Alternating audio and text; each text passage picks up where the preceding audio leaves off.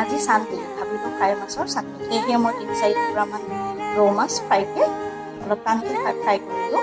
আৰু মই ল'লোঁ টুকুৰা নেমু, এটা শুকান জলকীয়া পুৰি ল'লোঁ আৰু 3-4 ফুটা মই নহৰু পুৰ এনেকৈ শলা এডালত পুৰি ল'লোঁ আৰু দুটা কেঁচা জলকীয়াও পুৰি ল'লোঁ আৰু মই দুটা সৰু পিঁয়াজ এনেকৈ মিহিকৈ কৰিলোঁ। আৰু এতিয়া মই মাছৰ পোনা কেনেকৈ বনাম আপোনালোকক দেখাম আৰু আপোনালোকে চাই থাকিব দেই। আৰু এতিয়া মই গোটেইখিনি একেলগ কৰি পেলাম। আৰু ইয়াতে মই অলপমান কেঁচা মিঠাতেল দিম আৰু অলৰেডি মই নিমখ দি দিছোঁ। এতিয়া এনেকৈ মই ভালকৈ পিটিকি পেলাম। এনেকৈ মাছৰ পোনা আপোনালোকে খাবচোন, খুব ভাল লাগে আৰু খাৰ বা টেঙাৰ লগত খাবলৈও খুব ভাল হয়। আৰু এতিয়া মই এনেকৈ মাছৰ পিটিকা মোৰ ৰেডি হৈ গ'ল। আজি মোৰ ভাত সাজত এয়া মই কি খাইছোঁ আপোনালোকক দেখাইছোঁ।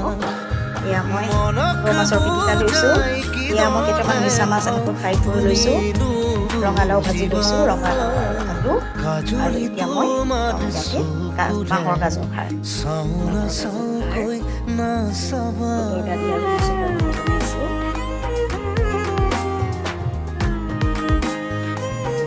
আপোনালোকে মোৰ ভিডিঅ'টো চাই যদি ভাল পায় লাইক কমেণ্ট শ্বেয়াৰ কৰিবলৈ কিন্তু নাপাহৰিব। মই পুনৰ এটা ভিডিঅ' লৈ আপোনালোকৰ ওচৰলৈ সোনকালে আহি আছোঁ। Bye bye.